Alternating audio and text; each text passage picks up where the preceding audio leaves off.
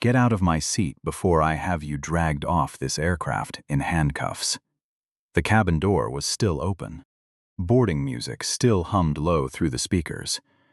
And Priya Vance was standing in the aisle of first class, one hand braced on seat 2A, staring down at a 61-year-old black man who had not moved an inch since she started talking.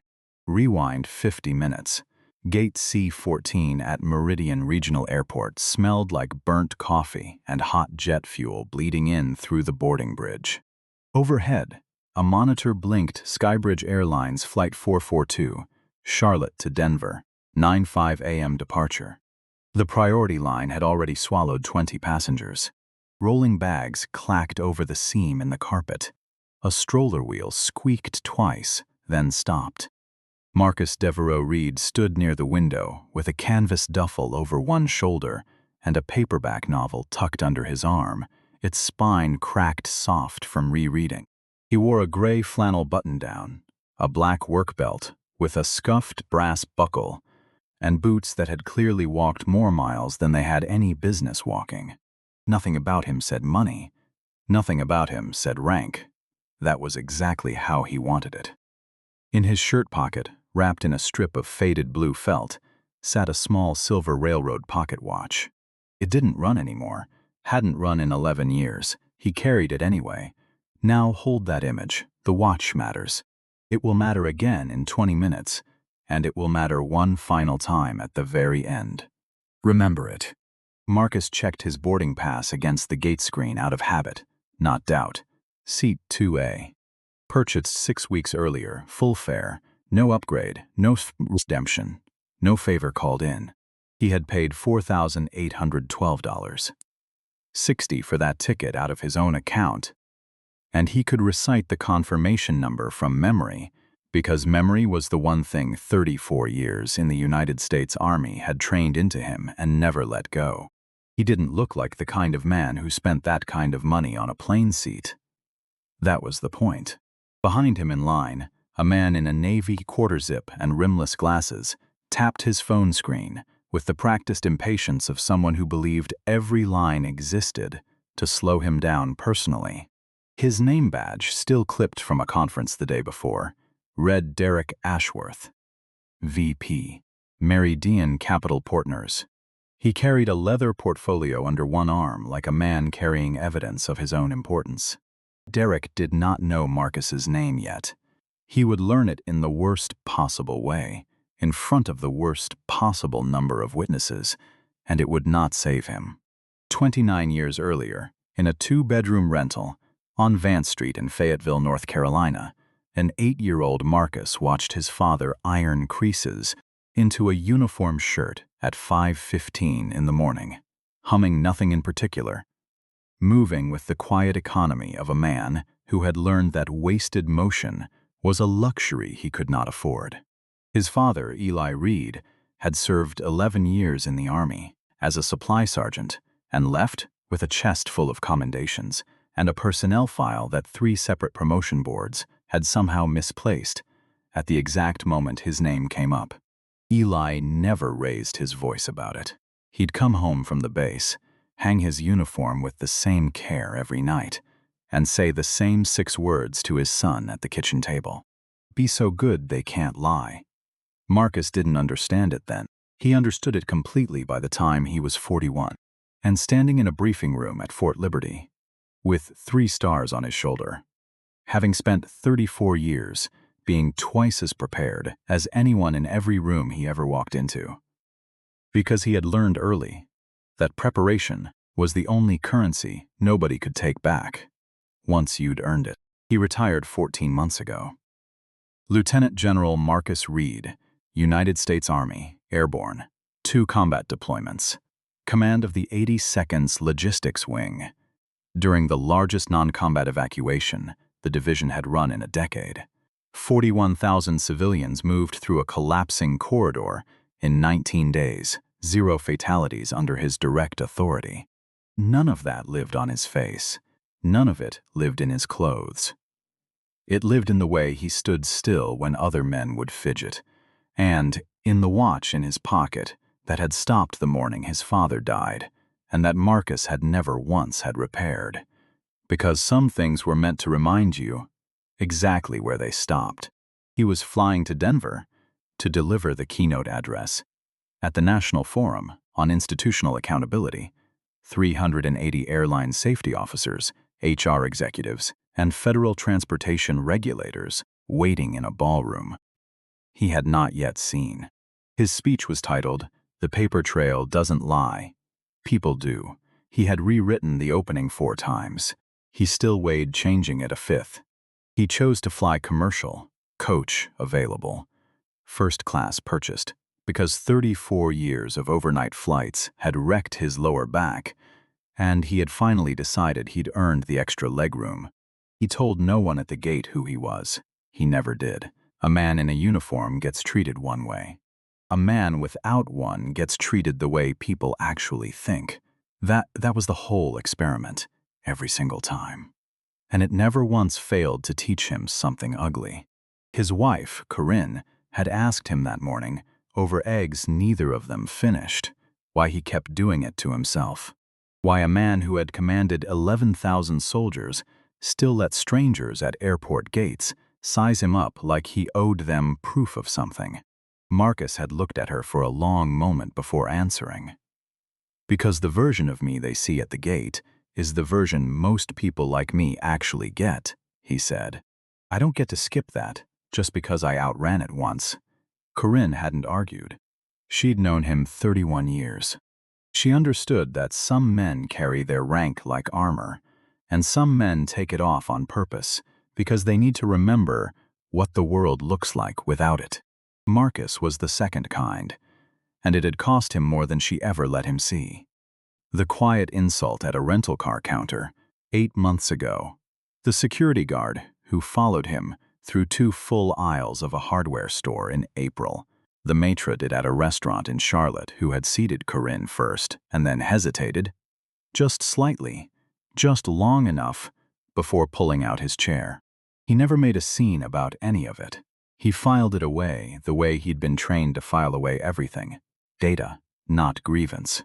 Every humiliation became one more line item in a mental ledger he had been keeping since he was 9 years old, sitting at his father's kitchen table, watching a good man get quietly erased from promotion lists year after year, for reasons nobody would ever put in writing.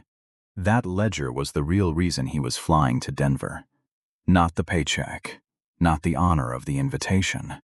He wanted 380 people who wrote airline policy and signed off on HR procedures to understand, in granular and undeniable detail, exactly how a system built by well-meaning people could still manufacture the same injustice his father lived with for 11 years, dressed up in newer language and cleaner uniforms. At the gate, a gate agent named Priscilla Owusu, 26, new enough to still enjoy the job, had waved him through with a warm, unremarkable, "Have a good flight, sir," and Marcus had thanked her by name off her badge, the way he thanked every service worker he ever encountered, because his mother had raised him to believe that the size of a person's title told you nothing about the size of their dignity. He settled into 2A 4 minutes before general boarding began. He set his duffel under the seat in front of him, arranged the paperback and the watch on the narrow tray beside his water bottle, and closed his eyes for exactly 30 seconds. A habit from decades of grabbing rest wherever a schedule allowed it. He had no idea, in that 30 seconds of stillness, that the next hour of his life was about to become the reason 6 months from now, 380 industry leaders would sit in total silence in a Denver ballroom, forced to reckon with exactly the kind of morning he was having right now.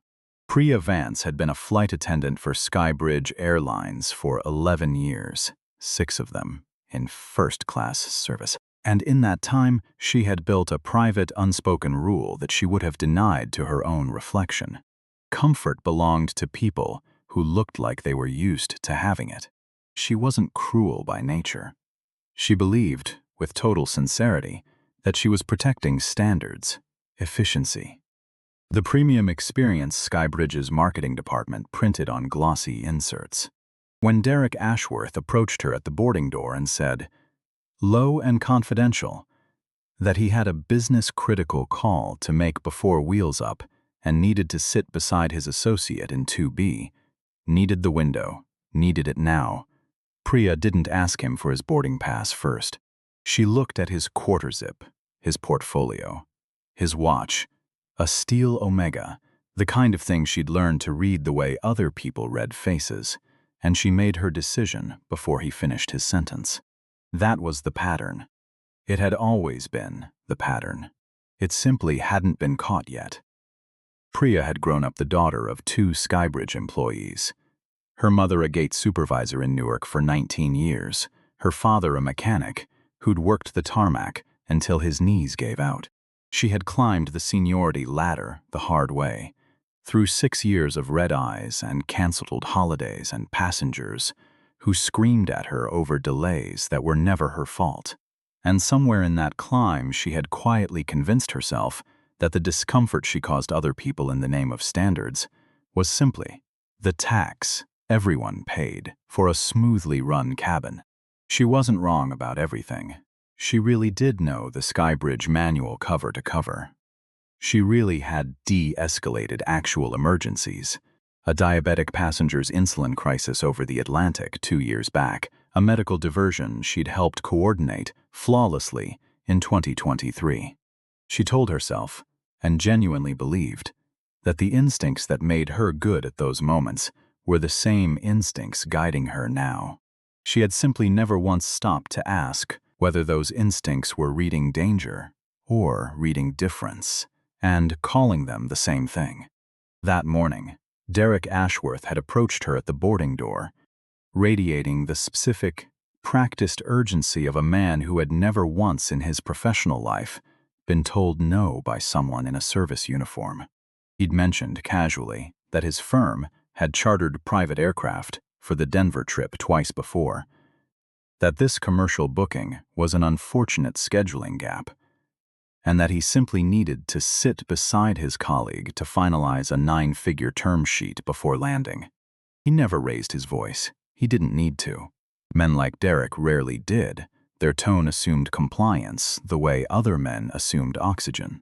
Priya had looked at his watch, his portfolio, the practiced ease with which he name-dropped his firm, and made her decision in under 4 seconds. She didn't ask for his boarding pass. She didn't need to. She had already decided, the way she always decided, based on a fluency in reading status that had nothing to do with tickets and everything to do with a lifetime of learning who got the benefit of the doubt without asking for it. She walked back to 2A with her tablet, already angled toward Marcus, like a verdict already written. "Sir, I'm going to need you to gather your things and move to the rear of the cabin. We have an operational seating need." Marcus set his paperback face down on the armrest, spine still cracked open to page 214, and looked at her without a flicker of urgency in his face. "My boarding pass says 2A, he said. "What operational requirement changed in the last 90 seconds? "We're accommodating a premium client with a scheduling conflict," Priya said. Her voice had the smooth, over-rehearsed calm of someone reciting a script she'd used successfully many times before. "It won't take but a moment." "Show me the requirement," Marcus said, in writing. Priya's jaw tightened almost imperceptibly. "Sir, I don't need to justify a seating adjustment to you." "You do," Marcus said. "If you're taking a seat I paid for and giving it to a man who hasn't shown you his boarding pass yet." That sentence landed in the cabin like a dropped glass. A woman across the aisle in seat 2C, headphones half in, pulled one earbud out. 2 rows back, a college-aged passenger named Renee Okafor, 23, on her way to a nursing conference, seated in economy comfort, but close enough to the curtain to hear everything. Leaned forward slightly, phone already rising in her hand, thumb finding the record button on pure instinct. "Remember, Renee, she has no power on this aircraft. She's about to use the only power she has anyway." Priya demanded Marcus's ID. He handed over his driver's license without comment. She turned it over twice, checked the name against her tablet, checked it a third time, longer than any check needed to take, and asked whether the seat had come through a companion pass, an employee discount, a mistake in the booking system. Each question landed like a small, deliberate cut, each one implying the same accusation, dressed in different clothes. You don't belong here, and I intend to prove it. Did you ask Mr. Ashworth these same questions? Marcus said quietly. Derek, still standing behind Priya with his portfolio tucked under one arm, said nothing. His boarding pass remained exactly where it had been the entire time. Inside the portfolio, unseen, unchecked, unnecessary in Priya's eyes, because his watch had already answered every question she planned to ask.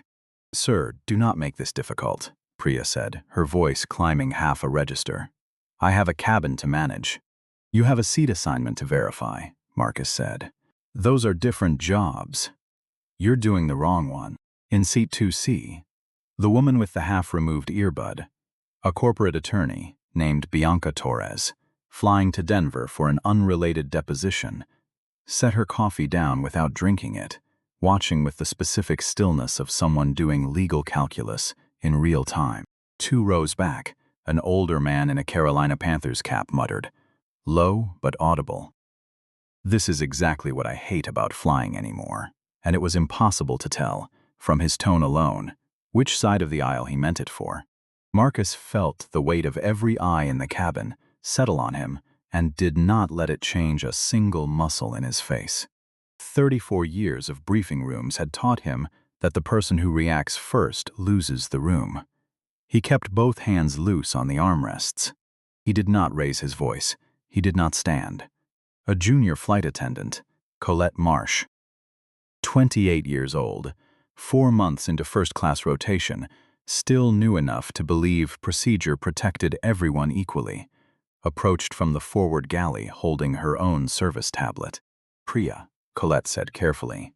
The manifest confirms Mr. Reid purchased 2A 5 weeks ago. There's no conflict in the system. Priya did not turn around. I'm handling this, Colette.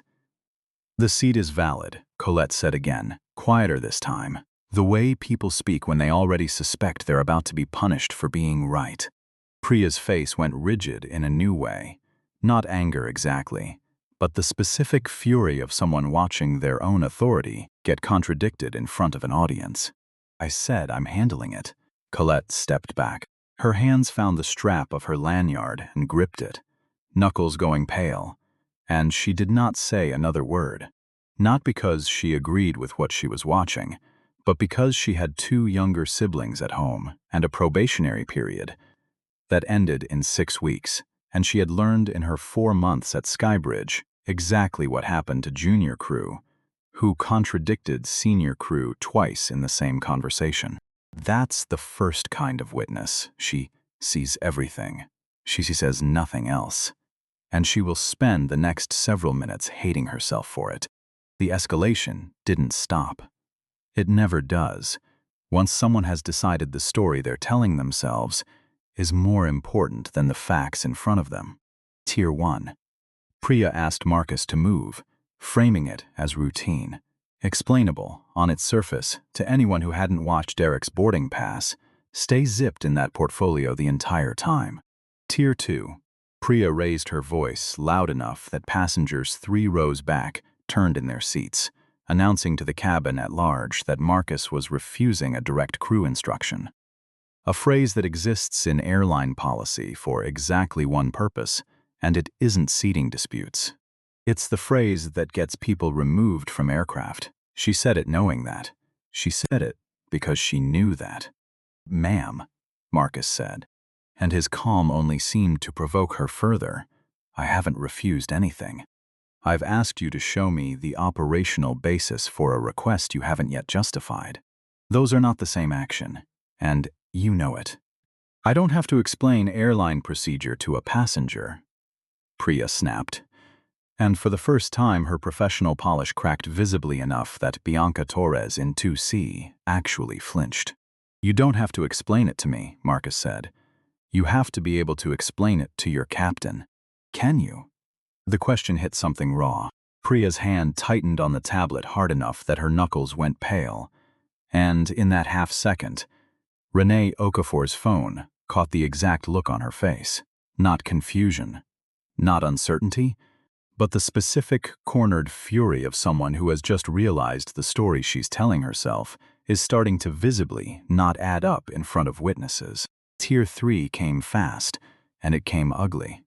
Priya reached for the handset connecting to the flight deck and said, loud enough for half the cabin to hear, "I need security to gate C-14. I have a non-compliant passenger in first class refusing crew direction." A gasp moved through the cabin, small but real. The man in the Panther's cap sat forward. Bianca Torres pulled her phone from her bag and, without a word, began typing something into a notes app, the reflex of a lawyer, building a timeline in real time. Somewhere near the galley, a beverage cart bumped against a seat and went still. Marcus did not raise his voice. He did not stand. He set both hands flat on his own armrests, and the cabin around him went very quiet in the particular way a room goes quiet when everyone in it understands, all at once, that something is about to become permanent. He reached into his shirt pocket and closed his fingers around the small silver watch. He didn't take it out. He didn't need to look at it. He just held it, the way a man holds the one thing in a room that has never once lied to him. "Before you make that call," Marcus said, "I want you to look at your tablet.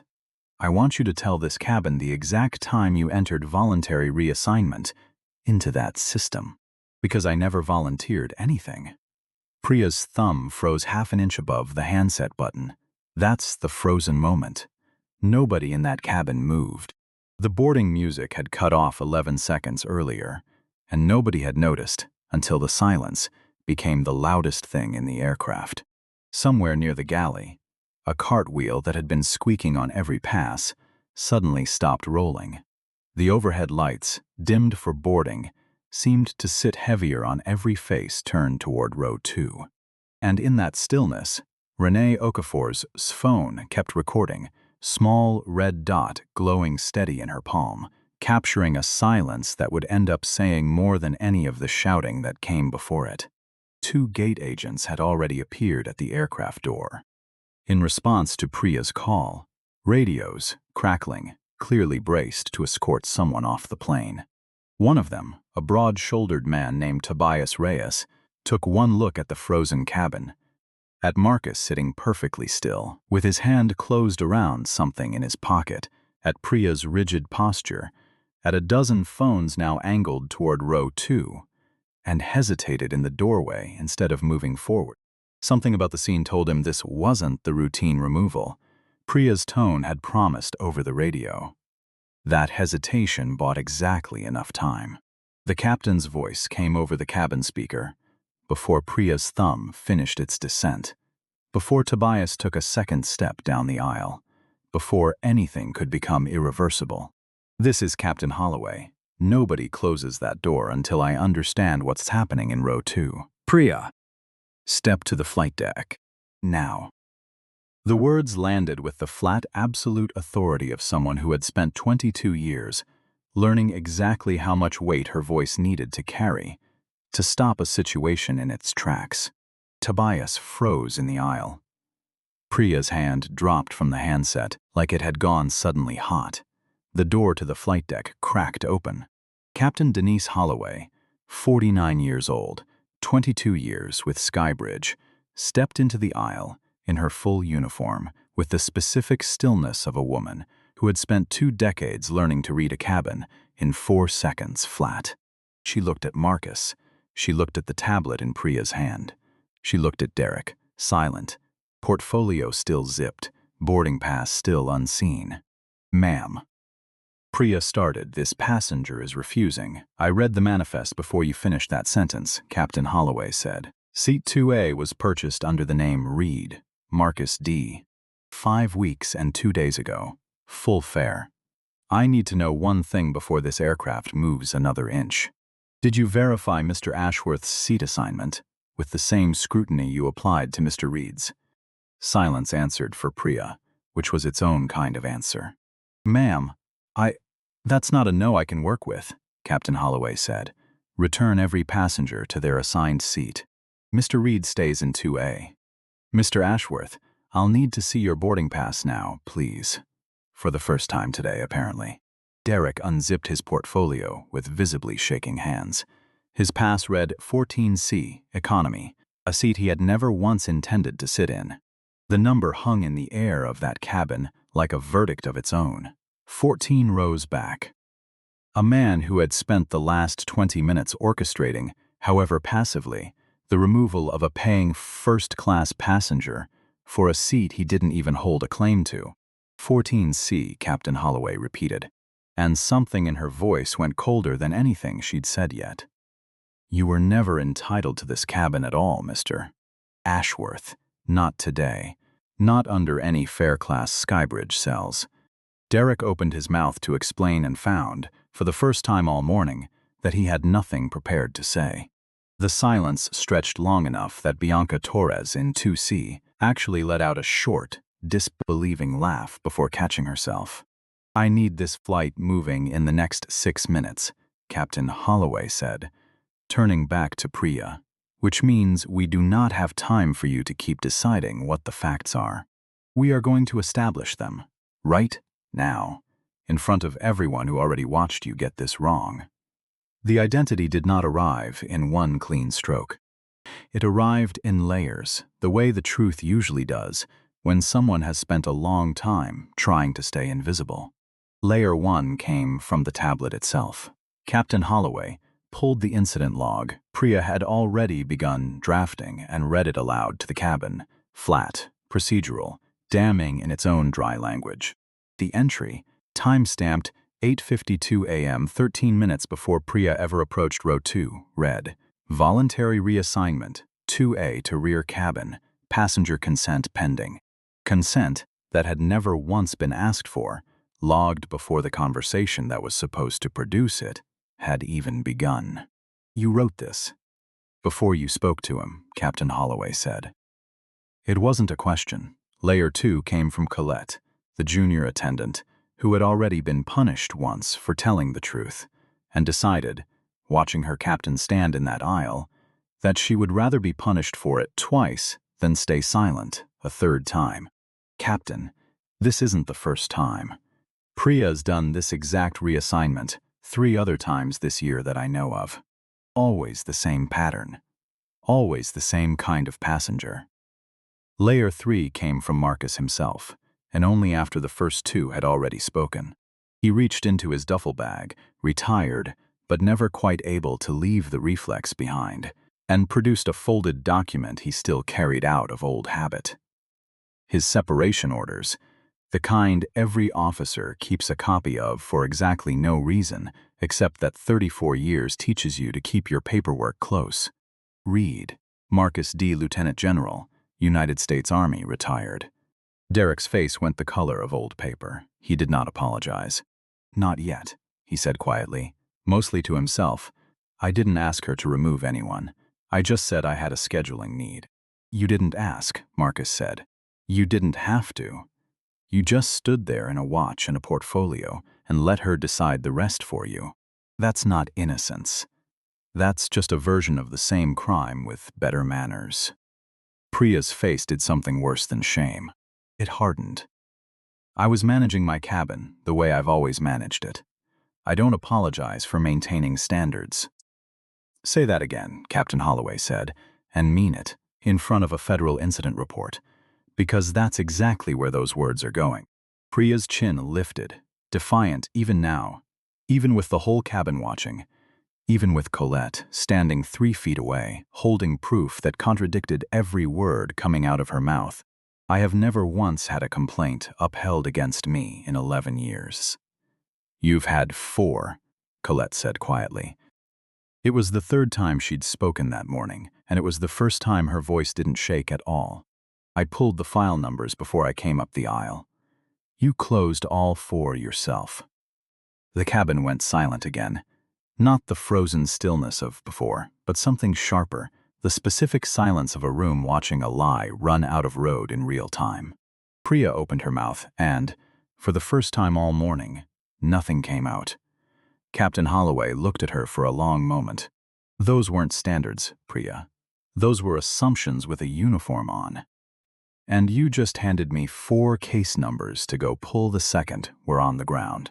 SkyBridge's internal review opened within 6 hours of landing, driven by Captain Holloway's own incident report, filed the same afternoon, before Marcus had said a single public word about what happened, before Renee's video had reached 40,000 views, before any of it became a story bigger than one cabin. The investigation didn't stop at Flight 442. It found what these investigations always find once someone finally opens the right drawer. A pattern, not an incident. 3 years earlier, a woman named Odessa Marchetti, 64, a hospital administrator flying out of Charlotte with a paid first-class ticket to attend her granddaughter's college graduation, had been asked by Priya to give up her seat for a white businessman who wanted to sit beside a colleague. Odessa had shown her pass. Odessa had declined. Priya had logged it as a voluntary courtesy accommodation and closed the file in 9 days with a travel credit Odessa never redeemed, because Odessa had decided by then that she never wanted to fly SkyBridge again. 18 months before that, a man named Reginald Voss, a warehouse supervisor traveling to his father's funeral, had been moved out of an exit row seat he'd paid extra for. The reassignment logged the same way. Voluntary, consent pending, closed within 2 weeks. 2 separate junior crew members had noted their discomfort in internal messages that had gone unread for years, sitting in a compliance folder nobody had opened until now. Neither Odessa nor Reginald had been contacted for follow-up. Both files were reopened the same week. Odessa, reached by an investigator on a Tuesday afternoon, went quiet on the phone long enough that the investigator asked if the call had dropped. "Someone's finally reading what I sent them," she said. 3 years later. The pattern review found something else. Something worse than any single incident. 2 separate junior attendants had been formally warned in performance notes for undermining a senior crew member's judgment after raising concerns nearly identical to Colette's. The airline hadn't just tolerated the behavior, it had, in small, quiet ways, protected it. The 4th case, the one Colette had cited from memory in the aisle of Flight 442, turned out to be the worst of all. A college sophomore named Malik Freeman, flying home for winter break on a ticket his grandmother had saved 4 months to buy him, had been moved out of 3B during a full flight 2 years earlier, so a platinum tier frequent flyer could sit beside his wife. Malik hadn't argued. He was 19, alone, and had learned early that arguing with authority in an airport rarely ended well for someone who looked like him. He'd simply moved, sat in a middle seat in row 31, for 4 hours, and said nothing to anyone, until an investigator called him 18 months later, and he described, in a shaking voice recorded for SkyBridge's internal file, exactly how small he had felt walking down that aisle in front of 112 strangers who all watched him go. When the investigator read Malik's statement aloud in the closed-door termination hearing, Priya said nothing for nearly a full minute. Then, she said the only thing she said in that entire hearing that sounded even remotely like doubt creeping in. "I don't remember that flight specifically," as if the not remembering was itself a defense, rather than the entire indictment. SkyBridge terminated Priya Vance's employment 11 days after the internal review concluded. The termination letter cited falsification of consent records, unequal application of verification procedures across a demonstrated pattern, and retaliatory conduct towards subordinate crew who raised documented concerns. It was not a quiet dismissal. SkyBridge's chief operating officer read a public statement naming the specific policy failures the airline was correcting: mandatory passenger confirmation for any seat reassignment, elimination of subjective labels from incident reports in favor of documented, observable conduct only, and a direct reporting channel to flight operations for junior crew, reporting concerns about a supervisor. But Priya did not accept any of it quietly. In her final meeting with SkyBridge's HR director, she said the words that would end up, ironically, in the case study Marcus built his keynote around. "I was doing my job. I have always done my job. If people don't like how it looks, that's not my failure, that's theirs." She never once said she was wrong. Not in that room. Not in the appeal she filed and lost. Not in the single public statement she posted 8 weeks later, which read, in full, "I regret how this situation was perceived." Not what she did, how it was perceived. That sentence told the whole story of who she had always been, and it told it better than anything Marcus could have written for her. The consequences extended further than SkyBridge's front door. The Regional Association of Flight Attendants, whose arbitration board reviewed her termination appeal, upheld the airline's decision unanimously, citing a demonstrated, multi-year pattern inconsistent with the standards of care and equal treatment the profession requires. Her name appeared, unprotected by any settlement or non-disclosure clause, in the arbitration record, a public document any future employer in the industry could and would find. Tad. 2 airlines that later interviewed her for open positions withdrew their offers within a week of running a standard background check once the arbitration filing surfaced. By the following spring, Priya Vance was working reservations for a regional shuttle carrier at less than half her SkyBridge salary, a job that kept her firmly on the ground and as far from a first-class cabin as her new employer's org chart would allow. She filed one final grievance, 11 months after her termination, asking SkyBridge to seal the arbitration record on the grounds that it was damaging her ability to find comparable work. The request was denied. The letter denying it, signed by SkyBridge's new chief compliance officer, contained a single line that later found its way, unofficially, into training materials used across 3 other airlines. A record only becomes unfair to reference once its author stops standing behind what it says. Derek Ashworth's consequence looked different, and it looked, in its own way, like something closer to a real reckoning. Meridian Capital Partners placed him on a mandatory bias response training track after the video crossed 2 million views, and 3 of the firm's largest institutional clients sent quiet, pointed emails asking questions the firm's PR team couldn't spin fast enough. Derek wrote to Marcus 6 weeks later, unprompted, no lawyer's fingerprints on the language. "I told myself I never asked anyone to be removed." But I stood there and let her decide who mattered based on what I was wearing. And I never once corrected her. I benefited from an assumption I never had the courage to question. "I don't expect you to accept this. I needed to say it anyway." Marcus wrote back one line. "An apology only means something if it changes your next decision. Let's see what you do the next time nobody's filming." The 11-second clip Renee posted that same afternoon. Nothing but the frozen cabin, Priya's thumb hovering over the handset, and Marcus's flat, even voice asking about a timestamp, crossed 600,000 views before Flight 442 had even landed in Denver.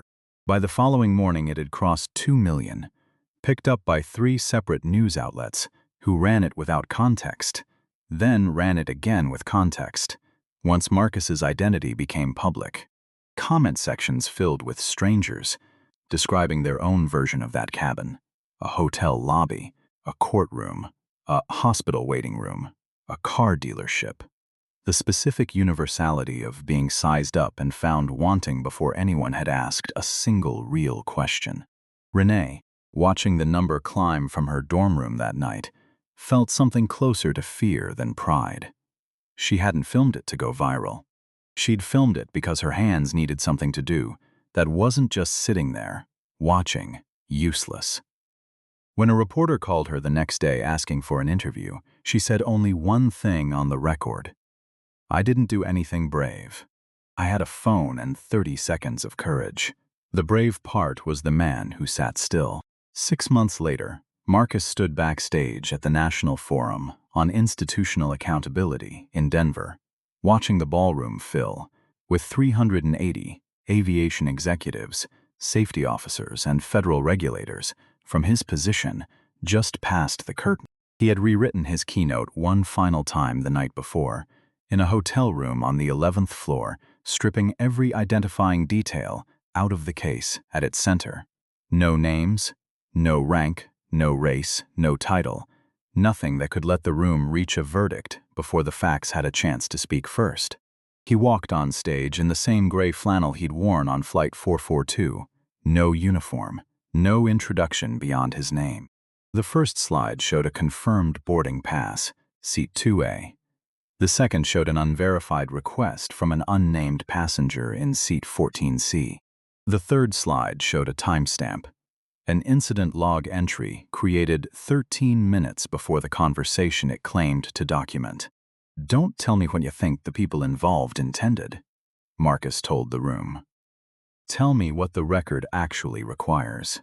For 18 minutes, 380 industry leaders argued the case on its facts alone. The seat belonged to the ticketed passenger.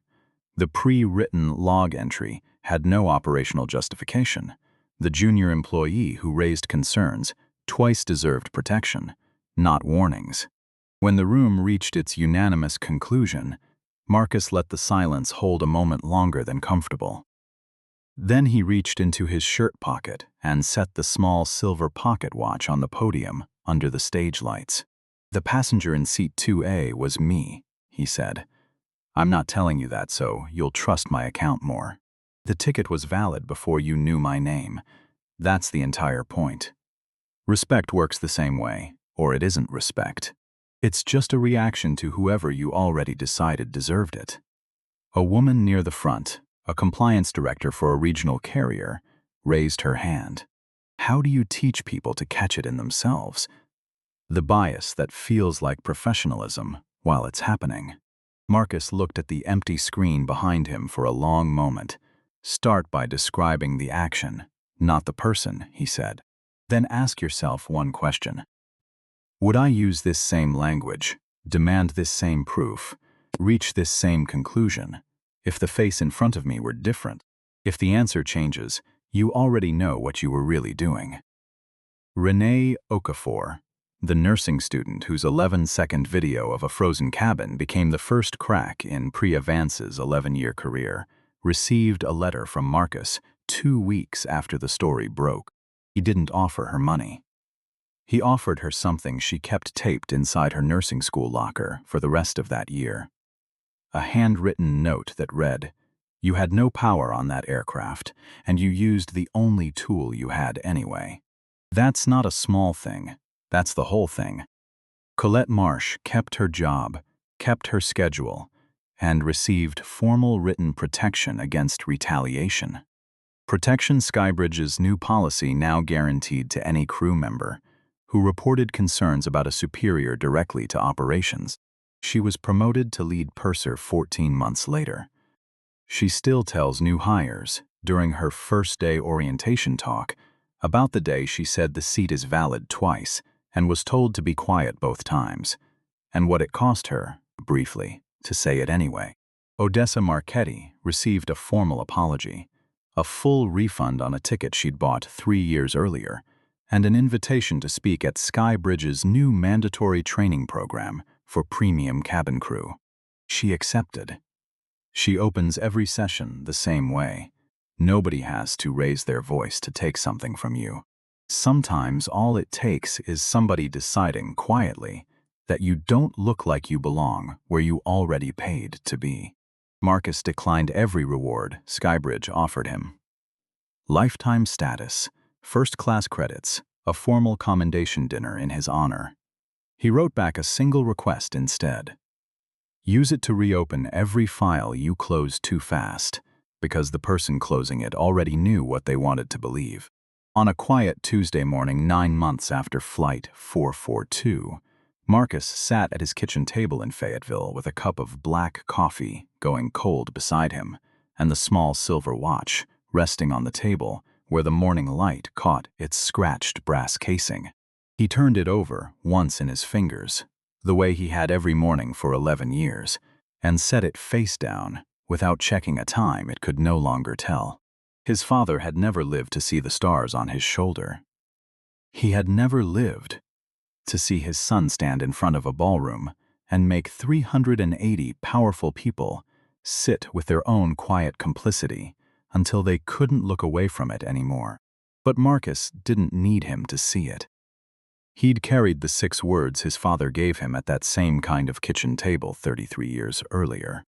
And he understood, finally, completely, what they'd actually meant all along.